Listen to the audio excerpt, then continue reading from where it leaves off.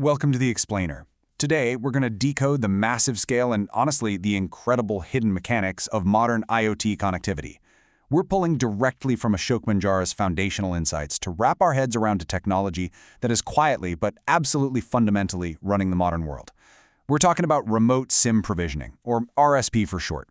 If you're an engineer, a telecom pro, or frankly, if you've just kind of wondered how billions of connected devices manage to stay online globally without a human ever physically touching them, well, you're in the exact right place. We've got a lot of fascinating ground to cover, so let's jump right in.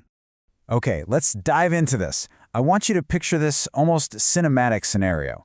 Imagine a colossal container ship just slowly making its way across the Atlantic Ocean. Deep down inside its cargo hold, there's this specialized unit tracking highly temperature-sensitive vaccines in real time. And obviously, this data is absolutely critical. But as that massive ship moves out of one country's territorial waters and crosses into another's, the connection never drops. The data just keeps flowing. I mean, think about that for a second. There is no technician climbing aboard a moving ship in the middle of the ocean. Nobody is sprinting down to the cargo hold to manually swap out a tiny plastic SIM card by hand. That seamless network transition, it's not magic, even though it totally feels like it. It's entirely thanks to RSMI, allowing seamless network switching without dropping a vital connection or requiring a human to ever step foot on the ship. To really grasp why this is such a game changer, we've got to contrast traditional SIMs with modern IoT needs. We all know traditional SIMs, right? Those tiny physical pieces of plastic tied to a single telecom operator, where you have to manually pop open a tray, usually hunting around your house for a paperclip just to insert the thing. Now that friction? It's fine for your personal smartphone.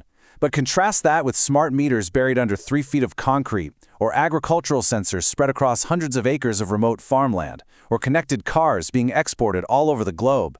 The sheer logistical nightmare of sending a human technician out to physically swap a SIM card every single time one of those devices crosses a border or switches carriers?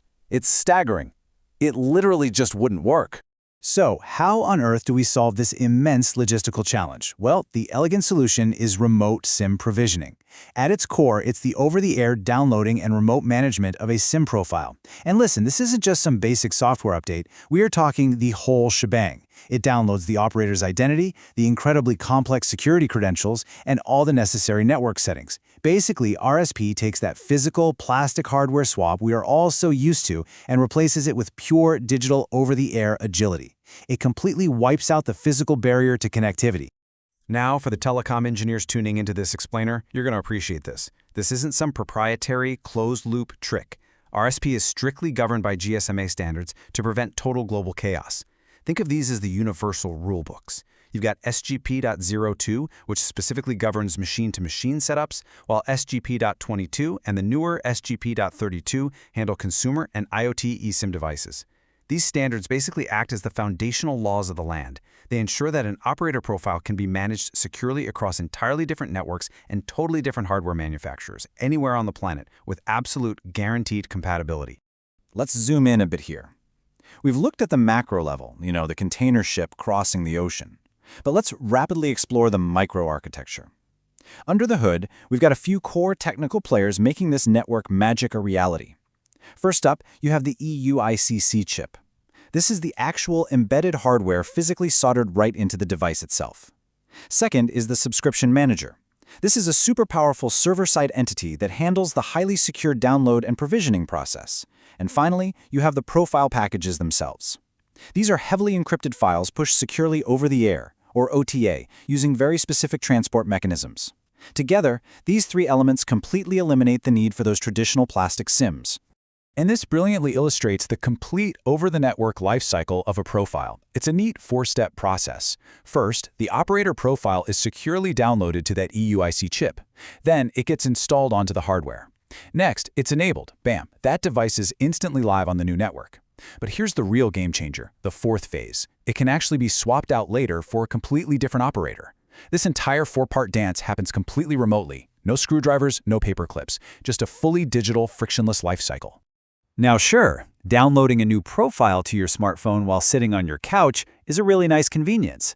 But why does this matter so much for IoT specifically? Well, for the Internet of Things, it isn't just about convenience at all. It is an absolute necessity for survival. To understand why, let's break down what I like to call the 3 pillars framework. The first pillar is scale, and we are talking millions. IoT deployments are absolutely nothing like buying a family cell phone plan. Just imagine a massive utility company deploying 5 million smart water meters across a major metropolitan area.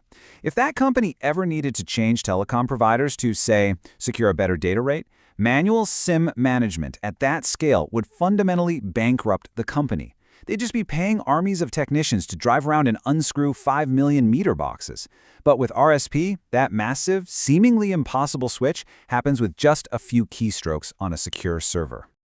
Our second pillar is life cycle, 10 to 15 years. Believe it or not, that is how long IoT devices routinely live out in the field.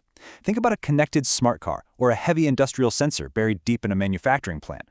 Over a decade or more, network contracts are absolutely going to change. Telecom operators merge, coverage needs shift around, and data plans get renegotiated all the time. If you relied on physical plastic, you'd be hopelessly locked in. But RSP allows you to renegotiate those contracts and swap operator profiles remotely, years down the line, without ever having to retire that incredibly expensive physical hardware. And that brings us to the final and frankly incredibly vital pillar, location.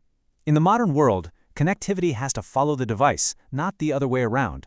Think about it. A lot of IoT devices, like those cargo trackers we talked about earlier, or underground meters, or vehicles built for export, they move constantly across international borders, or they just sit in completely inaccessible places. RSP completely shatters that geographic barrier. Because the provisioning happens over the air, the physical location of the hardware no longer dictates how you manage its network access. The device can go absolutely anywhere, and the connectivity simply adapts. Because of these 3 pillars, scale, lifecycle, and location, ecosystem pioneers like the GSMA, Comprion, Thales, and G+D realized very early on that solving connectivity at scale wasn't just optional, it was mandatory. These guys were true visionaries who invested heavily to lay this exact groundwork. They understood that without a remote, highly scalable management system, the dream of billions of interconnected IoT devices would literally just collapse under its own weight. So we've covered the vital, high-level view of this ecosystem today, but man, there is so much more happening right beneath the surface. To truly master this architecture, you really have to look at the microscopic mechanics. I'm talking about decoding the encrypted over-the-air, or OTA, and APDU communication under the hood. Like, how do those cryptographic keys actually exchange securely? How do the SGP standards structure those encrypted packets? Those are the deep-dive technical concepts that telecom professionals need to explore next to fully grasp the whole picture. Which leaves us with one final, fascinating question. When we finally open up that EUIC architecture, how exactly does a profile download happen, step by step? We know why it happens, and we definitely understand the enormous scale it enables, from transatlantic shipping containers to sprawling smart grids. But the precise digital handshake that securely transforms a blank piece of silicon into a fully authenticated global node, that is the invisible magic keeping our modern world connected, and it's exactly what you should be eager to uncover next. Keep exploring, keep learning, and I'll catch you in the next explainer.